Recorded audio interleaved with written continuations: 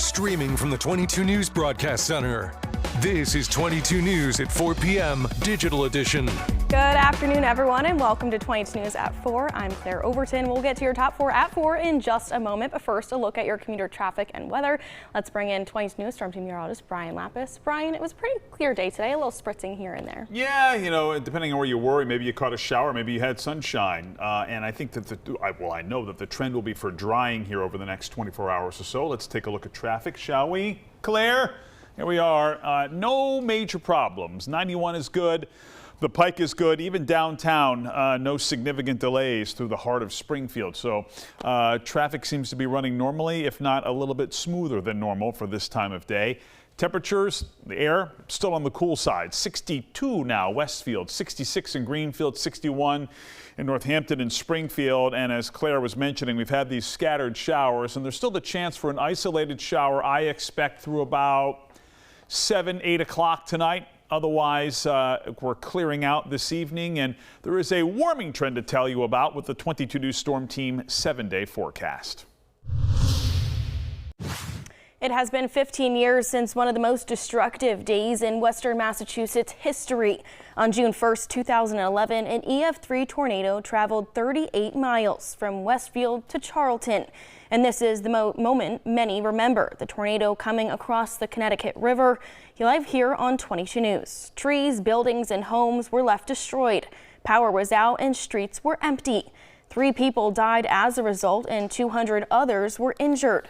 Springfield Mayor Dominic Sarno will be observing this day with a moment of silence and reflection on the front steps of City Hall as the bell in the Old First Church tolls at 4:38 in the afternoon, the exact time the tornado touched down in the city. We continue to follow Friday's deadly bus crash in Virginia that killed 5 Massachusetts residents. Authorities have identified the 5th victim as 25-year-old Priscilla Mafalda of Worcester. Investigators say Mafalda was driving an SUV that was struck by a charter bus, triggering a chain reaction crash that also killed 4 members of the Donsev family from Greenfield. 44 people were hospitalized, though most have since been released. Virginia State Police identified the bus driver as 48-year-old Jing Dong of Staten Island, New York. Dong went to the hospital with various injuries from the crash, but there has been no update on his condition. He has been charged with 2 counts of involuntary manslaughter with additional charges pending. The NTSB is now investigating the crash. A preliminary report is expected within 30 days, but a final determination could take more than a year. Palmer police arrested a man early Sunday morning after finding drugs and cash inside a vehicle stopped in the middle of Breckenridge Street. Officers responded just before 6:30 in the morning for a well-being check and found the driver asleep behind the wheel. After waking him, police say they discovered drug paraphernalia leading to a search of the vehicle. Investigators reportedly seized more than 40 grams of cocaine and crack cocaine, fentanyl, prescription pills, and nearly $4,000 in cash. The man is facing multiple drug trafficking and possession charges. After months of rising gas prices, drivers here in Massachusetts are now seeing some relief at the pumps. The average price of gas in the state is down 9 cents from last week, averaging at $4.39 per gallon. Today's price, however, is still 16 cents higher than it was a month ago and 7 cents higher than the national average. A ceasefire deal is still up in the air between the U.S. and Iran, which could dictate if the price continues to drop or rises once again. And now let's get another check at our weather. We do have some showers coming from the north, but hopefully they're going to clear up. Yeah, the trend is going to be for drying here as we go into the afternoon and late evening hours. And I like our chances for a nearly 100% dry day tomorrow.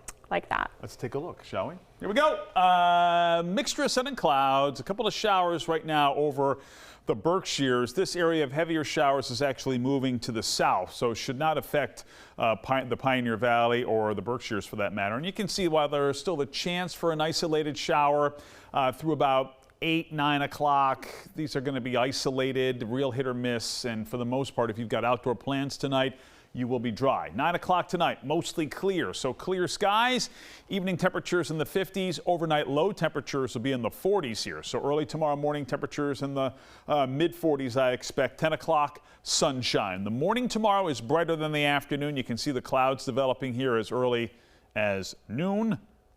There they go. And you can see here at 4 o'clock, mixture of sunshine and clouds, and still the chance for an isolated shower in parts of the valley here tomorrow afternoon.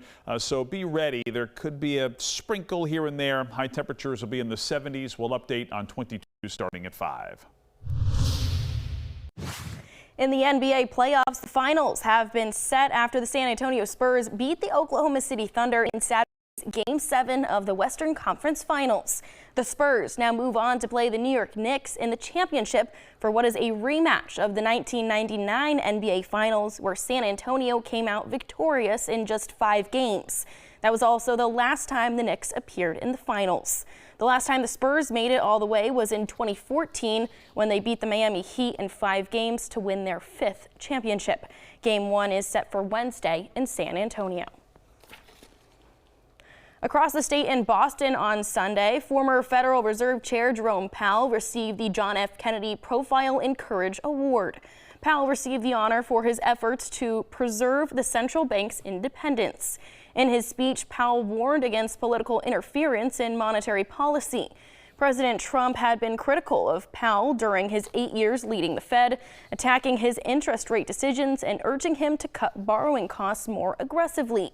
Powell was succeeded by Fed Chair Trump nominee Kevin Warsh, though Powell remains on the Fed's governing board.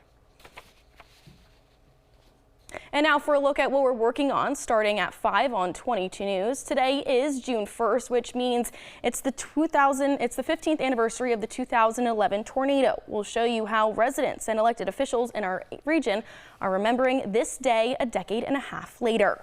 Plus, Springfield officials announced the reopening of Blunt Park track and softball field. What improvements were uncovered? And it begins today is the start of the 2026 hurricane season. What you need to know going forward. Traffic is moving along pretty nicely right now. Really no major problems downtown. Still a slight slowdown at the end of 291 as it merges with I-90. 91 looks good, and the Pike looks good both east and west of the Connecticut River. A little bit of a warming trend on the way in here for the middle of the week. We'll show you on 22 News starting at 5. Thank you for joining us for 22 News at 4. Be sure to join us for 22 News at 5. You can get all of your local news and weather updates anytime on wwlp.com and the 22 News mobile app.